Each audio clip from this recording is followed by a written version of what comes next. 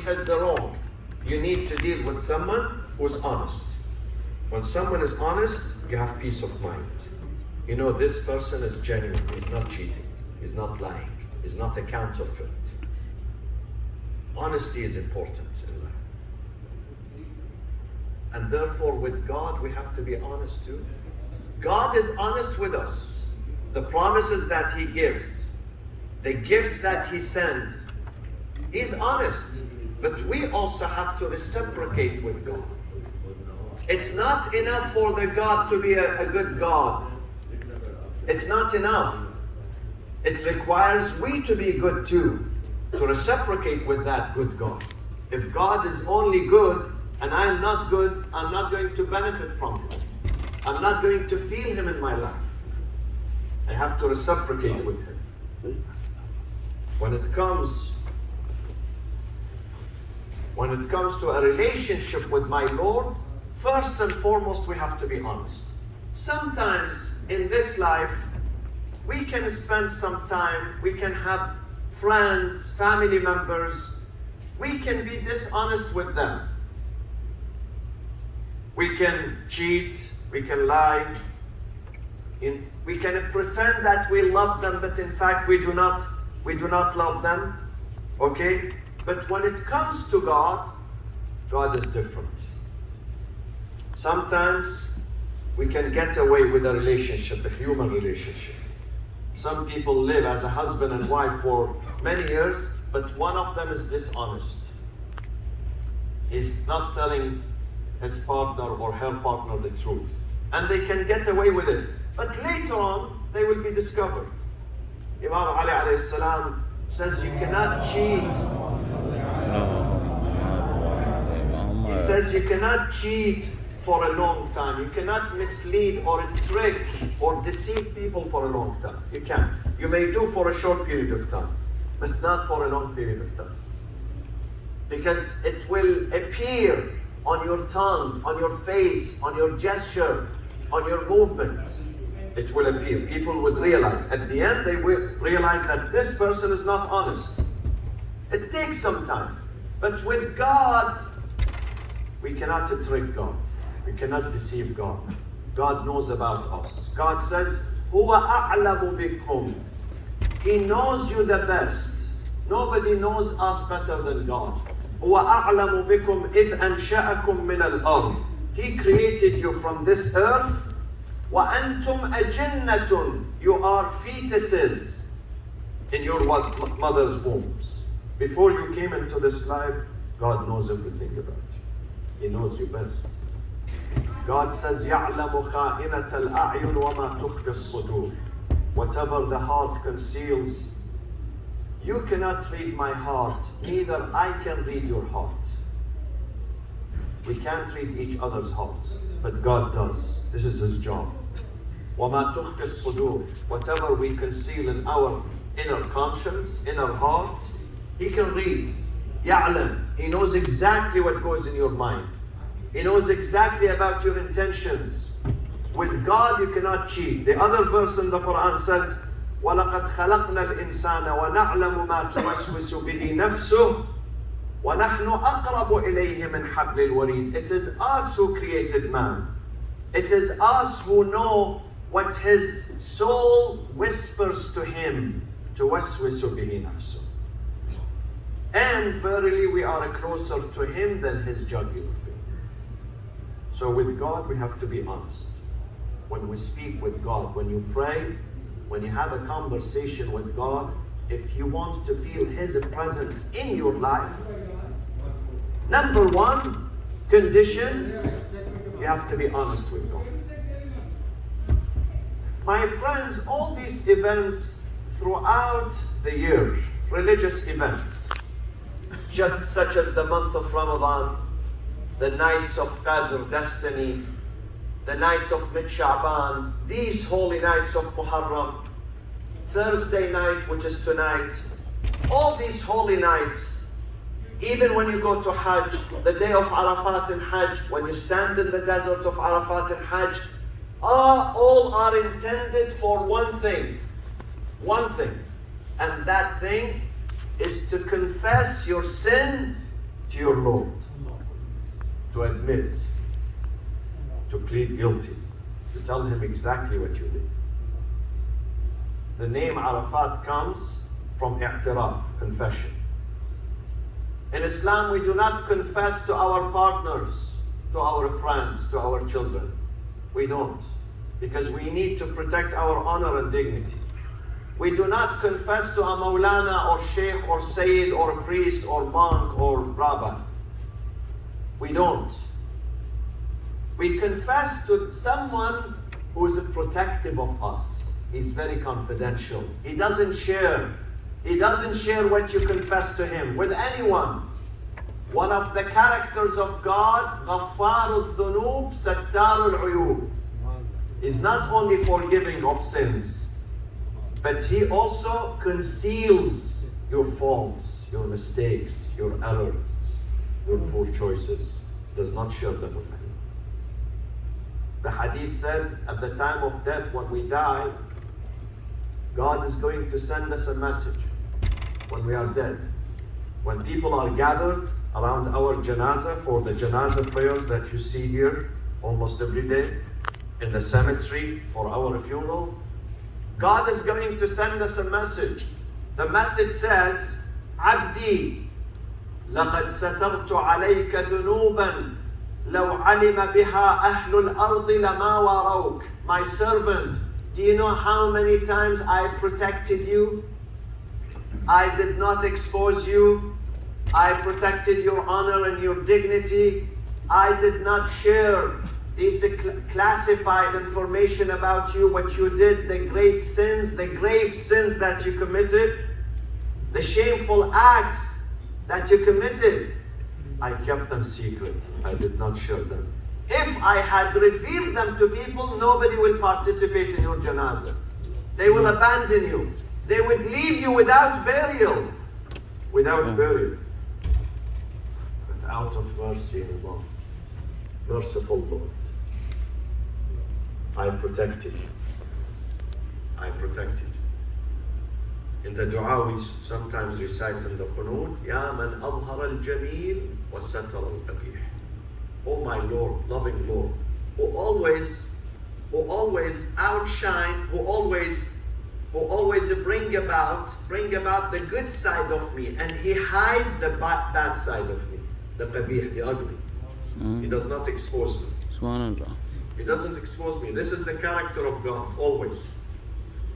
So we have to be honest with God. God loves a person who speaks with him with honesty. When you confess everything you did in silence. You don't have to share it with anyone.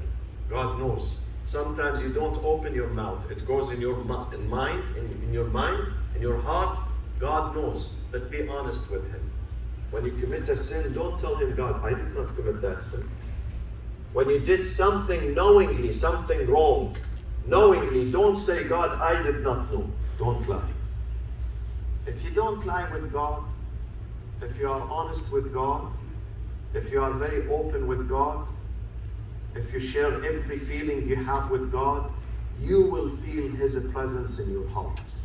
Subhanallah. You will feel God in your heart. You will get close to God. This is one of the conditions. The first crime took place on earth thousands of years ago when Cain murdered Abel. Qabil murdered Habil. Why? Because one of them was sincere, the other was not sincere. One of them was honest, the other was not honest with God. God asked both of them. God said, I need an offering. Give me a donation. Give me a donation. He was testing them. God does not need our donations. He doesn't need our money. He is the source of wealth. But he was testing them, a test for mankind. Give me an offering. Habil went to the best of his products and he presented it to God. Qabil went to the worst product that he has. The food that was bad, rotten. he presented that to God. As some people do today in this time. Some people, when they give to an Islamic cause, they don't give what is good.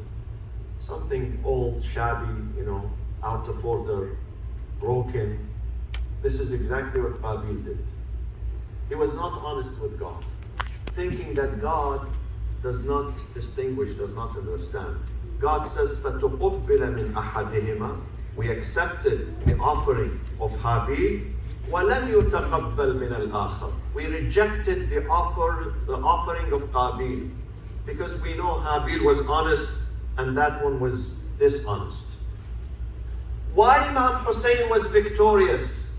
There are many revolutions throughout the history of mankind and history of Islam. Why this revolution, specifically the day of Ashura, the revolution of Imam Hussein alayhi salam, is being celebrated every year? Why? Because Imam Hussein was honest with God. That is the secret. He had ikhlas, earnestness, dedication. Imam Hussein told his followers in the beginning, I'm not going to Kufa to assume leadership. I'm not aspiring to be a caliph, a leader. I am going to the land of Karbala to give my life and my blood. فَمَنْ قَبَلْنِي بِقَبُولٍ حَسَنٍ, whoever wants to join, God is welcoming him. There is no ministry, there is no leadership, there is no post, there is no... If you want martyrdom, this is the path of martyrdom. He was very open, very transparent, very honest with his followers from day one. He never cheated. Usually politicians when they run for elections, they give promises. They are very generous in their promises, very generous. They turn America, Europe into a garden of paradise, but only during the election season. Once they are in the office, it's the old business again. Nothing is changing. They give false promises. Why? Because they want to get to the seat. Their goal is to get to the seat. They don't care about people. Ahl-e-Bait and Imam Hussein alayhi salam is different. Imam Hussein was showing them the truth. He's the embodiment of sincerity and honesty. He would not cheat. He would not give false promises. He had ikhlas. When you have ikhlas, you feel every step of his way, he had ikhlas. He was sincere. Every step of the way, until the moment of martyrdom. One of our scholars, my friend, wrote a book. The book is called Manazilul Akhirah. This book has been translated to many languages. I think to Urdu, to Farsi, to English. The Stages of Akhirah. Very interesting book. Very important book. What we're going to experience after death. There is another world, very vague, very ambiguous, we're going to experience. He writes it down in his book. These are the stations after the moment of death. This is the path we're going to go through. This is the procedure.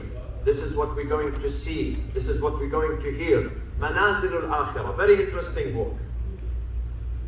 That book was being read by a Maulana, an Imam of a mosque, between the Dhuhr and Asr prayers. Between Dhuhr and Asr prayers, that Imam of that mosque would stand and open this book, Manazilul Akhirah, and he reads some passages for the people who are sitting there. Among those who were in the audience was the father of this author of the book. His father was sitting there, and he would listen tentatively. He would enjoy. Then he goes home and he tells his son, he says, son, the Imam of our mosque, he's reading from a brilliant book, beautiful book. I wish you can write such a book. And the son never told his father, Papa, this is me, this is my book. Never ever. Why? Because he had ikhlas. He wrote it for the sake of God. He did not write it for the sake of fame. He didn't write this book to be a celebrity, to brag about it. Every single day a father comes home and says, I'm enjoying this book which is being read. I wish you can write something like that. And the son never ever tells his father that I am the author of the book. Until the father died, he never knew that his son is the author. That man is buried next to the shrine of Imam Amir al-Mu'mineen Ali ibn Abi Talib alayhi salatu wassalam. Subhanallah. That man's name is Shaykh Abbas al-Qummi, someone who compiled the book of Mafatih al-Jinan, book of supplication. There are hundreds of books of supplications are written, but Mafatih al-Jinan is the bestseller. The bestseller. It's in every house, every mu'min house, every believing house, they have a copy of that book. Because he was humble, but God raised his ranks. God made him popular. God made him a celebrity. This is because of ikhlas. So when your relationship with your Lord based on honesty, you don't lie with God, you tell him everything, whether you did good or bad. Even if you commit a shameful act, come to him in the middle of the night, share it with your Lord. Say, God, I'm a human being. God, I was overcome with my weakness. I'm weak. But I promise you, I would not do such and such and such. Speak about it in details. Be honest with God. Be open with God. God loves your honesty. This is how you feel his presence. So this is number one, ikhlas. The element of ikhlas. The more you have ikhlas and earnestness in your life, the closer you get to God. Friends, I've been here among you for 5 or 6 nights. I made good friendships with many of you. Not because we do business. We don't have any business together. But because I see in many of you the element of ikhlas and sincerity. And I fall in love with sincerity. I don't ask about people's career, profession, even names. I don't know many names. I do not know their names. But what I know about them, they have ikhlas. I fall in love with that quality of ikhlas. Subhanallah. This is how we feel the presence of God. The more ikhlas you have, the more you feel him in your life. This is number one. Number two, the second element of trust. Trust is the cornerstone of every relationship in this life. Likewise, it is the cornerstone of our relationship with the divine, with God. You know, on our $1 bill in America, what do you read? In God we trust. But I wonder how many people mean it really. They just write it on the dollar bill. Do they really mean it? In God they trust? I don't know. I hope so. Trust is important in every relationship, whether it is marriage, whether it is business, whether it is a friendship, whether you are traveling with someone, working with someone, you have to build the trust. Sometimes people do not sign documents, no signatures, no contracts, no papers. They give their words, and their words are more powerful than their signatures and their contracts. They don't back up. When they give their word, his signature is what? Is his character. Is his character. When he promises something, when he says, I'm going to do this, I'm going to stand there, I'm going to be there. They say one of the prophets of God made an appointment with someone in his community that we're going to meet tomorrow under this tree at, after sunrise. The prophet went there after sunrise, waiting for that guy to show up. The guy was busy, he forgot his appointment with the prophet. The prophet did not come back home. His wife came to him. Why are you standing here? He said that I have an appointment. She said, where's the appointment? What time is it? He said, after sunrise. She said, now it's sunset. He said, still, maybe that person would remember and come. For 3 days, After 3 days, all of a sudden that guy remembered, oh, I had an appointment with this prophet. Let me go and see if he's there. He comes and he finds him standing there. God said, this prophet is Sadiq al-Wa'ad. He's true in his promise. He made a promise. Though that guy broke the promise, but he didn't. We make many promises with our wives, with our children, with our neighbors, with our community people, with our friends. How many of us honor these promises? How many?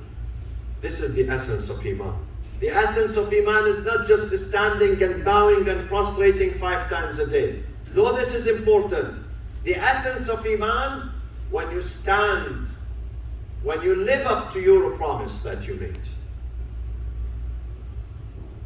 وَالَّذِينَ هُمْ لِأَمَانَاتِهِمْ وَعَهْدِهِمْ رَاعُونَ. Because this builds trust. Why sometimes marriages are falling apart? Because they don't trust each other. When the trust is broken, the marriage is broken. I remember in one of the family counseling I did, which ended in divorce, the wife would tell me that my husband, we did not trust each other. So when we filed for taxes, tax return, when I have to put my signature on the paper, the husband covers the numbers. He doesn't allow me to know his income. He covers, he says, you only sign here. He doesn't allow me to see the papers. This is her husband, living with her for so many years, and they have kids. But he does not allow his wife to read the numbers. Can you imagine? What sort of marriage is this? This is not marriage. And naturally it ended in divorce. Okay? We have to build the trust. If you want your marriage to move forward, your relationship with your friends, don't break the trust. Because once the trust is broken, there is no recovery. There is no recovery, sorry. People cannot trust you again. Same thing with God, my friends. We need to trust God. If you ask me, how do I feel God in my life, His presence, you must trust Him. If you don't trust Him, you would never feel His presence in your life. Because you are not trusting Him. We trust ordinary people. You trust the doctor when he prescribes medicine for you, medication. Sometimes you don't like antibiotics, but the doctor says this is necessary for you. If you want to recover, you must get this. So you submit to him because you trust his word. You trust the surgeon with your life in very complicated surgeries. You trust the airline and the pilot, you fly with him 17 hours over the ocean because you trust this airline. You trust the pilot. You trust an attorney. You assign him your case. You give him money. You trust him. Life is based on trust. Why we don't trust God? We must trust God. When God orders us that these things you must do, we call them wajibat. Do not miss on your prayers. Do not miss on your fasting. Do not miss on your zakat. Because you are not benefiting me, you are benefiting you, yourself. Trust Him.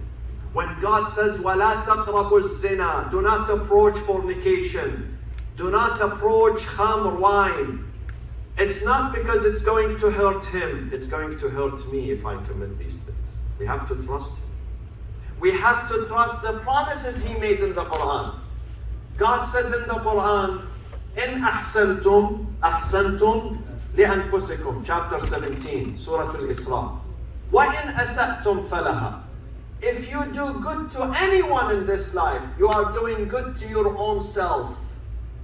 And if you do evil to anyone in this life, you are doing evil to yourself first.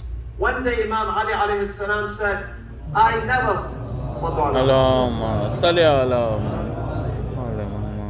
He said, I never helped anyone in my life. They said, what?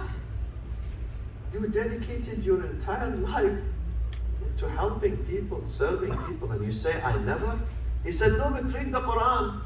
Quran says, if you help others, you are helping yourself. You are helping your own self. You are benefiting yourself. In ahsantum, when you do good, you are doing good to your own selves. And if you do bad and evil, you can't escape the consequences. You are doing bad and evil to your own self too. This is a promise. Promise, a true promise. We see it. Another promise in the Quran. We're going to read it tonight, inshallah, in Surah Al-Zilzilah. فَمَنْ يَعْمَلْ مِثْقَالَ ذَرَّةٍ خَيْرًا يَرَى. If you do an act of goodness, no matter how minute, microscopic act, you will see the result in your life. It's not going to vanish. It's not going to go away. And if you do a microscopic act of evil against people, you will face the consequences too. It's not going to go away. You can't get away. فَمَنْ يَعْمَلْ مِثْقَالَ ذَرَّةٍ خَيْرًا يَرَهُ وَمَنْ يَعْمَلْ مِثْقَالَ ذَرَّةٍ شَرًّا يَرَهُ. These are the true promises. We have to trust God. We have to trust God when He gives us these promises. Once we trust Him and we act upon them, we will feel His presence in our life. You will feel Him. You will feel the inspirations. God says, if you fear me, if you are with me, if you don't disobey me, I am going to give you the best GPS system in this life. The best navigation system in this life. That navigation system is going to lead you always to the straight path. Always in your journey in this life. You would never go wrong. You would never take the wrong exit. In tattaqullah, this is a verse in the Quran. This is a true promise. يَجْعَلْ لَكُمْ فُرْقَانًا. God is going to provide you with Furqan. Furqan is GPS, navigation system. So you are not confused in your life. You know how many people are confused when they are about to make a decision about their life, their business, their health, their family, their residence, their traveling, their affairs. They are confused. Confused, uncertain. They don't know what to do. God says, if you fear me and you are with me and you don't commit a sin, you resist sin, I am going to send you a criterion, a GPS system, an inner vision. Even if visibility is zero, you can still follow the right path. You don't go wrong in your life. You are not going to make a wrong decision in your life. This is God's biggest gift for the reverents, for the believers. So trust God when He makes such decisions. Trust God. See, sometimes we call upon God, but we don't trust Him. We say, Ya Allah. All of us, we say, Ya Allah. It's very easy. How many times a day we say, Ya Allah? But sometimes we don't pay attention to this sentence. We don't appreciate the meaning of it. I say, Ya Allah, but I know, food is going to come to me. I know I have the best lawyer. I know the police chief in town. I know this lawyer. I know this physician. I know this surgeon. I know this merchant. But I say, Ya Allah, but in the back of mind, I have people who are supporting me. No, when you say, Ya Allah, cut yourself off from others. I'm not saying don't go to the doctor, don't go to the lawyer, no. But you have to say it firmly from the bottom of your life. You have to mean it. Many times we say, Ya Allah, but we don't mean it. They say someone, a Sufi, was trying to look for the best dua. So they told him, if you want the best dua, the most effective, the most powerful dua, go to such and such a place on the river in Africa. Someone lives there, nearby a river. Go to him, knock at his door, and insist on him to give you the best dua. This dua creates miracles, when you read this dua. So he traveled. He said, it's worth it. I have many problems in my life. I need dua, strong dua. So he traveled to that person. He arrived into his house. He said to him, I want you to give me the best dua you have. I've been told that you know a very effective, very powerful, very magical supplication dua. So please teach me. and I am ready to give you money, to give you anything, to serve you. He said to him, okay, stay with me for a few days, I will give you. The following day he asked him, he said, be patient, I will. When the time comes, I will. The third day he asked him, he kept telling him, I will, I will. One day he said, when? When are you going to tell me? It's only dua. Okay. Before I teach you the dua, take this bucket, go to the river, fill it with water, and come back. And when you come back to me, I will teach you the dua. He said, that's it only? You need water? He said, yeah, that's it. Very simple. So he took the bucket with full force. He was running, happy, thrilled that he's going to learn the dua. It's very easy. Just go put the bucket inside the river, get the water and come out. When he reached the river, once he put the bucket, what happened? What happened? A river in Africa, what do you expect? Crocodile. A crocodile attacked him, jumped out of the water at him. So the man spontaneously cried, Ya Allah, from the bottom of his heart. And he retreated. He was safe. Came back shaking to this sheikh, to the Sufi. Sufi said to him, the sheikh said to him, what happened? What happened? Are you crazy? You sent me to the river? There is crocodile. I almost died. He said, so what happened? Why did you die then? He said, because I said something, I don't know. He said, what did you say? He said, I said, Ya Allah. He said, this is the most powerful dua. From bottom of heart. He said, really? Ya Allah, but I say this every day. He says, yeah, you say it, but without intention. You say it without paying attention, without meaning. You say it when you are relaxed. Now you said it seriously. It came from the bottom of your heart. This is an effective dua. Some people come and ask, say it, do you have a dua? I say, you are reading dua every day, but put your mind with it. Put your heart with it. Put your mind. When you send the dua, send this distress signal. Distress signal. أَمَّنْ يُجِيبُ الْمُفْطَرِ, the distressed. Send an SOS message. Send a message like the message that today someone was drowning in the Atlantic, I read in the news. And he was 18 hours in the waters. He sent a distress message. They sent him the Coast Guard. They saved his life. These are the messages that you have to send. From the bottom, you have to mean it. You have to trust God. My friends, sometimes we pray to God. We do dua, but we don't trust God. We trust the surgeon more. We trust the doctor. We trust the ambulance. We trust the lawyer more than we trust our Lord. So this is the second. The third